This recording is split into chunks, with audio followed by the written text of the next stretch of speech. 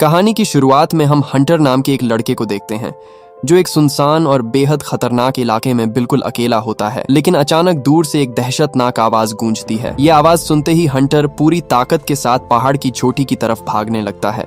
उसके पीछे एक ऐसी खौफनाक चीज होती है जो इंसान को पल भर में चीर फाड़ कर रख सकती है। वो तेजी से हंटर की तरफ आ रही होती है और ऐसा लगता है कि अब हंटर का बचना नामुमकिन है। लेकिन लास्ट सेकंड में हंटर सेफ्टी लाइन क्रॉस कर लेता है और वो उस खतरनाक चीज से बच जाता है। दरअसल इस दुनिया पर रीपर्स नाम के डेंजरस मॉन्स्टर्स ने कब्जा कर लिया होता है। ये इतने ताकतवर और बेरहम होते हैं कि उन्होंने दुनिया की 99% इंसानी आबादी को खत्म कर दिया होता है। मगर इन मॉन्स्टर्स की एक कमजोरी भी होती है। यह 8000 फुट की बुलंदी से ऊपर नहीं जा सकते। इसलिए जो चंद लोग जिंदा बचे होते हैं वो सब पहाड़ों की ऊंचाइयों पर रहने पर मजबूर होते हैं। इंसानों ने 8000 फुट की बुलंदी पर बड़ी बड़ी वार्निंग लाइंस और निशान लगा रखे होते हैं ताकि कोई गलती से सेफ्टी लाइन क्रॉस न करे। हंटर भी आज मौत के इतने करीब इसीलिए पहुंच गया था क्योंकि वो गलती से सेफ्टी लाइन से 260 फुट नीचे चला गया था, जहां रीपर्स का इलाका शुरू हो जाता है। उसके बाद हमें पहाड़ों की बुलंदी पर बसा हुआ एक छोटा सा गांव दिखाया जाता है जहां 200 से भी कम लोग जिंदा बचे होते हैं। उसके बाद हम मेन कैरेक्टर विल को देखते हैं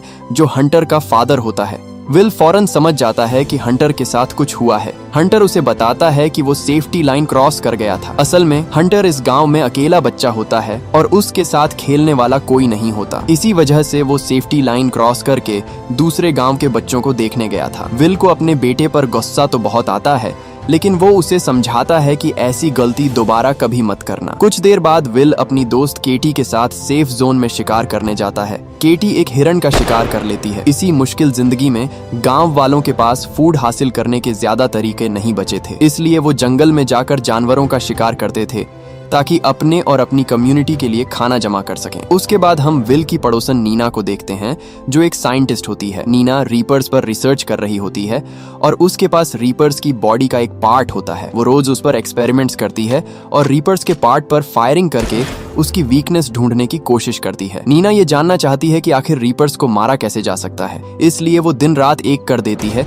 लेकिन वो कुछ भी समझ नहीं पा रही होती। उसके बाद सीन विल की तरफ शिफ्ट होता है जो अकेला ही हंटर की परवरिश कर रहा है क्योंकि विल की वाइफ को रीपर्स ने मार दिया था। लेकिन हंटर को सांस की खतरनाक बीमारी होती है। एक दिन विल उसकी ऑक्सीजन ट्यूब चेंज करता है, लेकिन यह आखिरी ऑक्सीजन ट्यूब होती है। ये बात उसे बुरी तरह परेशान कर देती है क्योंकि अब उसे ऑक्सीजन ट्यूब लाने के लिए सेफ्टी लाइन क्रॉस करके सिटी जाना होगा। अगले दिन वो हंटर को फार्मिंग और हंटिंग सिखाता है कि अगर उसे रीपर्स मार भी दें तो वो अकेला ही अपना ख्याल रख सके। घर जाने के बाद हंटर विल से रेडियो चलाने की रिक्वेस्ट करता है, लेकिन विल मना कर देता है क्योंकि उनके पास इलेक्ट्रिसिटी बहुत लिमिटेड होती है और वो सिर्फ थोड़ी सी सोलर एनर्जी पर गुजारा कर रहे होते हैं। रात को अचानक हंटर की तबीयत बहुत ज्यादा खराब हो जाती है और उसे फौरन ऑक्सीजन की जरूरत पड़ती है। ऑक्सीजन ट्यूब न होने की वजह से विल उसे एक स्पेशल इंजेक्शन देता है जो उसकी कंडीशन को सिर्फ 5 दिन तक स्टेबल रख सकता है। इसी लम्हे विल समझ जाता है कि अगर उसने जल्दी कुछ न किया तो वो अपने बेटे को खो सकता है। इसीलिए वो करीबी शहर में जाने का फैसला कर लेता है जहां वो हॉस्पिटल से ऑक्सीजन ट्यूब ले आएगा। इसलिए वो नीना के पास जाता है और उसे साथ चलने का कहता है। असल में नीना ने रीपर्स के बारे में सबसे ज्यादा रिसर्च की होती है और वो पहले भी उनका सामना कर चुकी होती है। उनकी बातचीत से हमें पता चलता है कि विल की वाइफ की मौत में कहीं न कहीं नीना भी जिम्मेदार थी क्योंकि नीना ने उसे रिसर्च के लिए सेफ्टी लाइन क्रॉस करने पर राजी किया था। इसी वजह से विल नीना से नफरत करता है, लेकिन हंटर की जान बचाने के लिए उसे नीना की मदद की जरूरत होती है। जब विल सिटी जाने का प्लान बताता है तो नीना हैरान हो जाती है और उसे वार्न करती है कि सिटी जाने वाला रास्ता बहुत खतरनाक है। विल कहता है कि उसे एक सेफ रास्ता मिल गया है, लेकिन नीना फौरन मना कर देती है और कहती है कि सिटी तक पहुंचने का कोई सेफ रास्ता है ही नहीं क्योंकि हर रास्ते में सेफ्टी लाइन क्रॉस करनी पड़ती है और उसके नीचे हर जगह रीपर्स मौजूद हैं। लेकिन विल मजबूर होता है। वो उसे बताता है कि हंटर के पास ऑक्सीजन ट्यूब्स खत्म हो चुकी हैं और अगर वो जल्द से जल्द नई ट्यूब्स न लाया तो उसका बेटा जिंदा नहीं बच सकेगा। नीना फिर भी साथ जाने से इनकार कर देती है और कहती है कि वो अपनी जान खतरे में नहीं डाल सकती। विल उसकी हर बात से अग्री करता है मगर उसके पास कोई और ऑप्शन नहीं होता। तब विल उसे ऑफर देता है और कहता है तुम यहाँ पर दिन रात एक करके भी रीपर्स के बारे में कुछ नहीं जान सकती क्योंकि तुम्हारे पास लैब नहीं है। तुम सिटी में अपनी लैब में जाकर जितना टाइम लेना चाहो ले सकती हो और एक्सपेरिमेंट्स कर सकती हो। यह आइडिया नीना को बहुत ज्यादा पसंद आता है और वो साथ चलने के लिए मान जाती है। अगले दिन जाने से पहले विल अपनी एक पड़ोसन से रिक्वेस्ट करता है कि वो हंटर का ख्याल रखे। विल अपने बेटे हंटर को अलविदा कहता है और उससे प्रॉमिस करता है कि वो जरूर वापस आएगा। उसके बाद वो अपने दोस्त टिम के पास जाता है और उससे कुछ वेपन्स और स्पेशल एमोस लेता है। यह एमो रीपर्स को मार तो नहीं सकती थी, लेकिन उनकी मूवमेंट को स्लो कर सकती है। इसी दौरान केटी को भी पता चल जाता है कि विल और नीना एक डेंजरस मिशन पर जा रहे हैं, इसलिए वो भी उनके साथ जाने के लिए रेडी हो जाती है। विल उसे समझाने की बहुत कोशिश करता है। वो कहता है कि सिटी जाने का रास्ता बहुत डेंजरस है और वापस आना भी मुश्किल हो सकता है, लेकिन केटी उसकी कोई बात नहीं सुनती और कहती है कि वो इतने अरसे से पहाड़ों पर कैदियों जैसी जिंदगी गुजार रही है। नीना भी केटी को साथ ले जाने के खिलाफ होती है। वो उसे समझाती है कि उसने कभी रीपर को करीब से नहीं देखा और न ही वो उनकी असल डेंजर को समझती है। नीना केटी को बताती है कि उसने अपनी आंखों से लोगों को रीपर्स के हाथों मरते देखा है। उसने देखा है कि गोलियां उन पर कोई खास असर नहीं करती और अगर मॉन्स्टर तुम तक पहुंच जाए तो बचने का चांस लगभग खत्म हो जाता है। नीना हर मुमकिन तरीके से केटी को डराने की कोशिश करती है ताकि वो अपना इरादा बदल दे, लेकिन केटी जिद पर अड़ी रहती है और उनके आगे चलने लगती है। उसके बाद विल, नीना और केटी खतरनाक मिशन पर निकल पड़ते हैं। नीना अपने साथ एक खास डिवाइस लाई होती है जो कंपास की तरह काम करती है और 500 मीटर्स के अंदर रीपर्स की एक्टिविटी डिटेक्ट कर सकती है। जब वो सेफ्टी लाइन के करीब पहुंचते हैं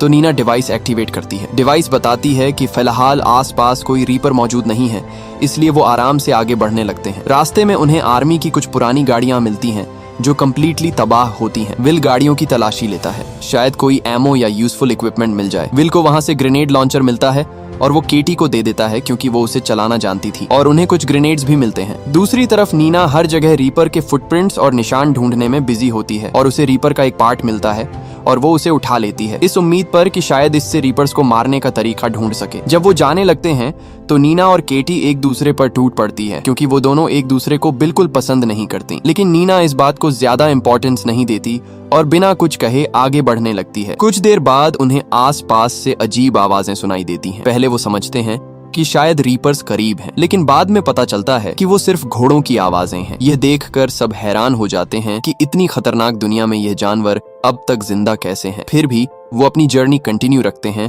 और आखिरकार एक स्काई रिजॉर्ट एरिया तक पहुंच जाते हैं जो तकरीबन 7620 फुट की हाइट पर मौजूद होता है। तभी नीना की डिवाइस पर रीपर्स के सिग्नल्स आने लगते हैं। डिवाइस क्लियर इंडिकेशन देती है कि रीपर करीब मौजूद है। कुछ ही लम्हों बाद नीना दूर जंगल में हिलते हुए दरख्तों को देख लेती है और फिर उसे रीपर की चमकती हुई रोशनी भी नजर आती है। ये देखकर सब परेशान हो जाते हैं। केटी फौरन सेफ्टी लाइन की तरफ जाने लगती है, लेकिन नीना का कहना होता है कि वो इतनी जल्दी लाइन तक नहीं पहुंच पाएंगे। इसीलिए नीना और विल चेयर लिफ्ट की तरफ भागने लगते हैं जो सीधा सेफ्टी लाइन तक ले जा सकती थी। विल फौरन केबल कार को एक्टिवेट करने चला जाता है। नीना नीचे रुककर रीपर्स की मूवमेंट को स्लो करने की कोशिश करती है। केटी भी डर कर रुक जाती है और ग्रेनेड लॉन्चर को रिलोड करती है और जैसे ही रीपर जंगल से बाहर आता है वो उस पर फायर कर देती है। ब्लास्ट तो बहुत बड़ा होता है लेकिन उस पर कोई खास असर नहीं होता। रीपर और भी तेजी से उनकी तरफ आने लगता है। इसी लम्हे विल केबल कार को एक्टिवेट करने में कामयाब हो जाता है और वो दोनों चेयर लिफ्ट में बैठ जाते हैं। केटी को समझ आ जाता है कि वो सेफ्टी लाइन तक नहीं पहुंच सकेगी,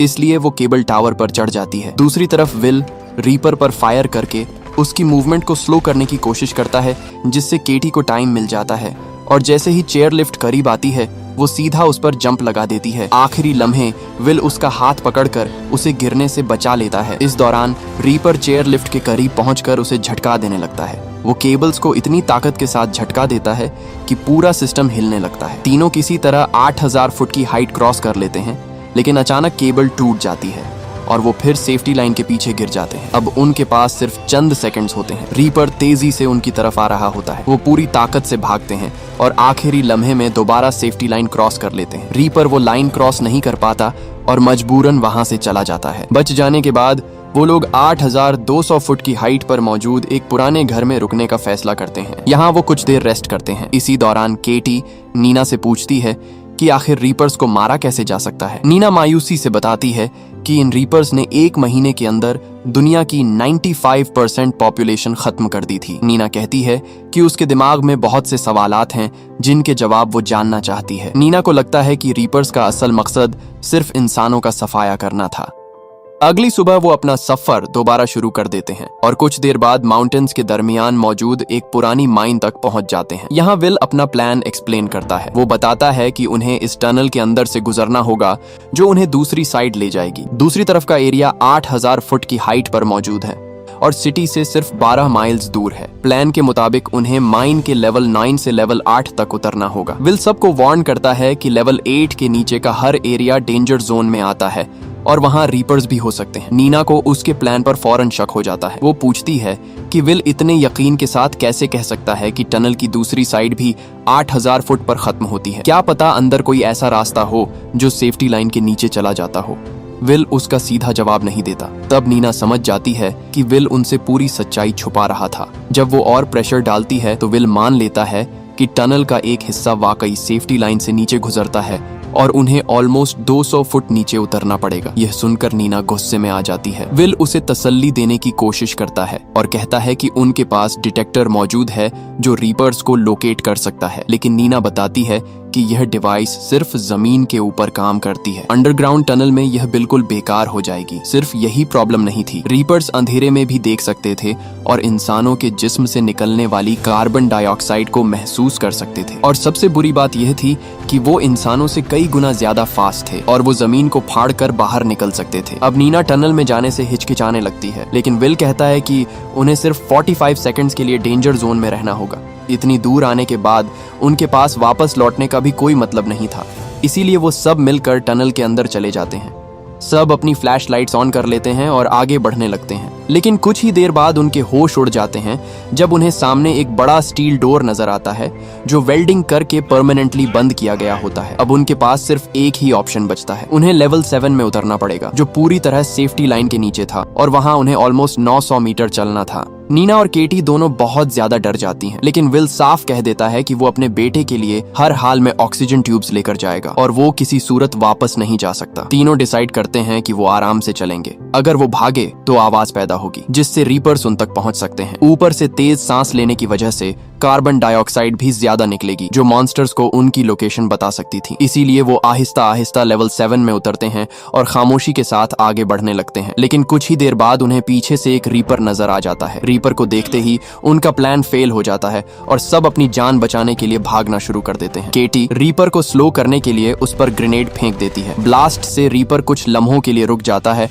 और वो लोग आगे निकल जाते हैं। रास्ते में एक पुराना माइनिंग व्हीकल भी रीपर की मूवमेंट को कुछ देर के लिए रोक लेता है। आखिरकार उन्हें दीवार के अंदर छुपने के लिए एक जगह मिल जाती है। वो फौरन उसमें घुस जाते हैं। विल रीपर पर गोलियों की बारिश कर देता है, लेकिन उस पर कोई असर नहीं होता। फिर विल उन्हें लाइट्स बंद करने का कहता है और सब अपनी सांसें तक रोक लेते हैं। तब रीपर अपना हाथ उस तंग जगह के अंदर ले आता है और कार्बन डाइऑक्साइड ढूंढने की कोशिश करता है। तीनों बड़ी मुश्किल से अपनी सांस रोक कर बैठे रहते हैं। इसी दौरान विल एक छोटा सा फ्लेयर निकालता है और उसे दूसरी डायरेक्शन में फेंक देता है। रीपर का ध्यान फ्लेयर की तरफ चला जाता है और उन्हें कुछ सेकंड्स मिल जाते हैं ताकि वो नॉर्मल सांस ले सकें। इसी लम्हे केटी को बाहर जाने का एक छोटा रास्ता मिल जाता है और वो फौरन दूसरी साइड की तरफ जाने लगते हैं। केटी सबसे पहले बाहर निकल जाती है, लेकिन एग्जिट की दूसरी तरफ एक और रीपर पहले से उनका वेट कर रहा होता है। रीपर फौरन उस पर अटैक कर देता है और उसे घसीटता हुआ वहां से लेकर चला जाता है। यह देखकर विल पूरी तरह से टूट जाता है। केटी उसकी सबसे करीबी दोस्त थी और उसकी मौत उसे अंदर से हिलाकर रख देती है। कुछ देर बाद उन्हें एक सीढ़ी नजर आती है जिसके जरिए वो लेवल 8 तक वापस पहुंच जाते हैं। जैसे जैसे वो ऊपर जाते हैं रीपर्स की आवाजें कम हो रही होती हैं। आखिरकार उन्हें टनल का एग्जिट मिल जाता है और वो बाहर निकल आते हैं। नीना केटी की मौत पर रो रही होती है और उसके दिल में रीपर्स के खिलाफ शदीद नफरत पैदा हो चुकी होती है। फिर वो सिटी की तरफ अपना जर्नी कंटिन्यू रखते हैं और एक पुराने घर तक पहुंचते हैं जहां एक कार भी खड़ी होती है। दोनों फैसला करते हैं कि रात यहीं गुजारी जाए। घर के अंदर उन्हें कुछ कैंड फूड और चीज मिल जाती है। खाना खाते हुए नीना विल से कहती है कि वो टारा यानी विल की वाइफ से बहुत मोहब्बत करती थी और अब वो केटी को भी पसंद करने लगी थी। विल खुद को जिम्मेदार समझता है और कहता है कि मुझे तुम दोनों को इस मिशन में कभी शामिल नहीं करना चाहिए था। नीना उससे कहती है कि अब पछताने का कोई फायदा नहीं। अगर उसे कुछ महसूस करना है तो रीपर्स से बदला लेने का सोचे। असल में नीना को रीपर्स की कमजोरी का पता चल गया था। तब नीना उसे एक अच्छी बात बताती है कि उसकी लैब में मैग्नीशियम ऑक्साइड के ब्लॉक्स मौजूद हैं। उसकी थियरी के मुताबिक रीपर्स की स्किन किसी तरह इलेक्ट्रिक एनर्जी से चार्ज्ड है, इसीलिए आम बुलेट्स और एक्सप्लोसिव्स उन पर असर नहीं करते। नीना का कहना होता है कि अगर कोई एक्सप्लोसिव या प्रोजेक्टाइल मैग्नीशियम ऑक्साइड से कोट कर दिया जाए और सीधा रीपर को लगे तो शायद वो उसकी स्किन को डैमेज कर सकती है। यह बात सुनकर विल के चेहरे पर पहली बार उम्मीद नजर आती है। उसे लगता है कि शायद इंसानियत के पास इन रीपर्स को खत्म करने का अब भी एक चांस है। अगली सुबह वो कार लेकर सेफ्टी लाइन तक पहुंच जाते हैं। वो दोनों हिम्मत इकट्ठी करते हैं और फुल स्पीड में सिटी की तरफ जाने लगते हैं। कुछ देर बाद वो सिटी पहुंच जाते हैं जो अब पूरी तरह सुनसान और तबाह हो चुकी होती है। दोनों सीधा हॉस्पिटल की तरफ जाते हैं ताकि ऑक्सीजन ट्यूब्स इकट्ठी कर सकें। हॉस्पिटल का बहुत बुरा हाल होता है। वहाँ पर लोगों की लाशें पड़ी होती हैं। वो जल्दी से ऊपर जाते हैं और हर कदम फूंक फूंक कर रख रहे होते हैं। हॉस्पिटल के अंदर विल को ऑक्सीजन ट्यूब्स ढूंढने में काफी वक्त लग जाता है। नीना बार बार उसे जल्दी करने को कहती है क्योंकि रीपर्स किसी भी वक्त करीब पहुंच सकते थे। आखिरकार विल को ऑक्सीजन ट्यूब्स मिल जाती हैं और वो फौरन उन्हें अपने बैग में डाल लेता है। लेकिन जैसे ही वो हॉस्पिटल से निकलने लगते हैं, एक रीपर अचानक दीवार तोड़कर उन पर अटैक करने लगता है। वो जैसे तैसे करके वहां से निकल जाते हैं और तेजी से बिल्डिंग के ऊपर वाले फ्लोर्स की तरफ भागने लगते हैं। अचानक रीपर अपना हाथ दीवार के अंदर से निकालकर विल को पकड़ लेता है। आखिरी लम्हे पर नीना एक एक्स उठाती है और पूरी ताकत से रीपर के हाथ पर वार करती है। विल किसी तरह बच जाता है और दोनों वहां से भाग जाते हैं। रीपर को कंफ्यूज करने के लिए नीना बिल्डिंग को स्मोक से भर देती है ताकि रीपर उनका पीछा न कर सके। फिर दोनों तेजी से लास्ट रूम की तरफ भागते हैं। रीपर भी उनके पीछे आ रहा होता है। तभी वहां पर विल को ऑक्सीजन सिलेंडर्स नजर आते हैं और तब उसके दिमाग में एक खतरनाक आइडिया आता है। वो दोनों फौरन छुप जाते हैं। अचानक रीपर फुल स्पीड से उनकी तरफ आने लगता है। तब विल सीधा ऑक्सीजन सिलेंडर्स पर फायरिंग कर देता है। एक जबरदस्त ब्लास्ट होता है जो पूरे रूम को हिला देता है और धमाके की वजह से रीपर विंडो से नीचे गिर जाता है। कुछ सेकंड्स के लिए दोनों को यकीन नहीं होता कि वो जिंदा बच गए हैं। इसके बाद नीना विल को बताती है कि उसकी लैब पास ही मौजूद है और वो वहां जाकर कुछ एक्सपेरिमेंट्स करना चाहती है। लेकिन विल अब मजीद रिस्क लेने के मूड में नहीं होता। वो बस हंटर के पास टाइम वेस्ट किए बगैर ऑक्सीजन ट्यूब्स लेकर जाना चाहता था। नीना उसे समझाती है कि जो ट्यूब्स उसके पास हैं वो सिर्फ 1 साल का टेम्पोरेरी सॉल्यूशन है। अगर वो अभी कुछ नहीं करते तो अगले साल उन्हें फिर इसी तरह यहाँ आना होगा और उस वक्त शायद ट्यूब्स भी ना मिलें। वो कहती है कि अगर वो रीपर्स को मारने का तरीका ढूंढ लें तो पूरी दुनिया उनके साथ खड़ी हो सकती है। आखिरकार विल उसकी बात मान लेता है और दोनों गाड़ी में बैठकर लैब की तरफ जाने लगते हैं। रास्ते में विल यही सोच रहा होता है कि हॉस्पिटल वाला रीपर शायद मर चुका होगा, लेकिन वो रीपर दोबारा जिंदा हो जाता है। कुछ देर बाद वो नीना की लैब तक पहुंच जाते हैं जो 5800 फीट की हाइट पर मौजूद होती है। नीना कहती है कि उसे सिर्फ 5 मिनट्स चाहिए। विल विंडो के पास खड़ा होकर रीपर पर नजर रखने लगता है। वहां उसे नीना की एक पुरानी फोटो मिलती है जिसमें उसका हस्बैंड और फैमिली होती है। नीना ने कभी किसी को अपनी फैमिली के बारे में नहीं बताया था। तब नीना विल को अपनी फैमिली का सच बताती है। वो कहती है कि जब रीपर्स का पहला अटैक हुआ था तो उस वक्त वो लैब में थी और उसकी फैमिली नीचे सिटी में थी और वो उन्हें बचाने नहीं जा सकी। नीना इमोशनली टूट जाती है। वो विल से माफी मांगती है कि टारा के साथ जो कुछ भी हुआ उसमें नीना भी कसूरवार थी। विल कहता है कि वो अब उसे ब्लेम नहीं करता क्योंकि दोनों ने अपने प्यारों को खोया है। नीना अपनी रिसर्च से मैग्नीशियम ऑक्साइड कंपाउंड निकालती है और उसे एक बुलेट पर लगाती है। वो एक्सपेरिमेंट करने के लिए रीपर के एक पार्ट पर फायर करती है, लेकिन ये एक्सपेरिमेंट भी फेल हो जाता है। तब नीना भी जिद पर अड़ जाती है और विल से कहती है कि जब तक वो रीपर्स को मारने का कोई हल ना ढूंढ ले या खुद ना मर जाए वो यहाँ से नहीं हिलने वाली। इसलिए नीना विल को समझाती है कि वो वापस चला जाए क्योंकि हंटर के पास अब वक्त कम है। विल उसे अकेला छोड़ना नहीं चाहता था, लेकिन वो किसी तरह मान जाता है और मजबूरन अपनी कार लेकर गांव की तरफ जाने लगता है। तब नीना और भी तेजी से एक्सपेरिमेंट्स करने लगती है। वो एक और मैग्नीशियम कोटेड बुलेट फायर करती है, लेकिन वो भी फेल हो जाती है। तब नीना ध्यान से सोचने लगती है और उसी लम्हे एक रीपर भी उसकी तरफ आ रहा होता है। लेकिन तभी नीना की नजर एक ऐसी चीज पर पड़ती है जिससे वो रीपर्स को मारने का तरीका ढूंढ लेती है। दूसरी तरफ विल रास्ते में होता है और अचानक उसकी गाड़ी रास्ते में खराब होकर उलट जाती है। कुछ देर बाद उसे होश आ जाता है। जब वो गाड़ी से बाहर निकलता है तो एक रीपर उसके करीब आ चुका होता है। विल ऑक्सीजन ट्यूब्स उठाकर फुल स्पीड से भागने लगता है। बहुत बड़ा रीपर भी उसका पीछा तेजी से कर रहा होता है। विल काफी देर तक भागता रहता है। भागते भागते वो अचानक 3 रीपर्स के दरमियान फंस जाता है। एक रीपर उसके बिल्कुल करीब आ जाता है। वो घबराकर उन पर फायरिंग शुरू कर देता है, लेकिन इसका कोई फायदा नहीं होता। तीनों रीपर्स उसकी तरफ आ रहे होते हैं। विल समझ जाता है कि अब वो नहीं बचने वाला, लेकिन तभी नीना वहां पहुंच जाती है और एक रीपर को शूट करती है। है। शूट होते ही वो रीपर फट जाता है। फिर नीना बाकी 2 रीपर्स को भी खत्म कर देती है। तब उन्हें समझ आता है कि ये रीपर्स असल में कोई बायोलॉजिकल क्रीचर्स नहीं थे, बल्कि मशीनें थीं और किसी ने इन्हें इंसानों को मारने के लिए डिजाइन और प्रोग्राम किया था। ये रेवलेशन दोनों के लिए गेम चेंजर साबित होता है। अब उन्हें समझ आ जाता है कि असल दुश्मन सिर्फ रीपर्स नहीं थे, बल्कि वो इंसान था जिसने उन्हें बनाया और प्रोग्राम किया था। गांव पहुंचकर विल अपने बेटे हंटर से मिलता है और उसे गले लगा लेता है। इसके बाद नीना एक फ्लैग लगाकर सिग्नल देती है, जिससे बाकी लोगों तक ये मैसेज पहुंच जाता है कि अब रीपर्स के खिलाफ जंग शुरू होने वाली है। दूसरे गांव के लोग भी ये सिग्नल देख लेते हैं। इसके बाद सब लोग मिलकर बड़ी तादाद में गोलियां तैयार करते हैं। नीना उन्हें वो स्पेशल फॉर्मूला बताती है जिसकी मदद से रीपर्स को मारा जा सकता था। कुछ ही दिनों बाद लोग ग्रुप्स बनाकर पहली बार रीपर्स के खिलाफ जंग लड़ने निकलते हैं और कामयाबी के साथ उन्हें खत्म करना शुरू कर देते हैं। इसी के साथ ये मूवी खत्म हो जाती है। अगर आपको ये वीडियो पसंद आई हो तो वीडियो को लाइक और चैनल को सब्सक्राइब जरूर कीजिएगा। और हाँ, एक प्यारा सा इमोजी जरूर ड्रॉप करना।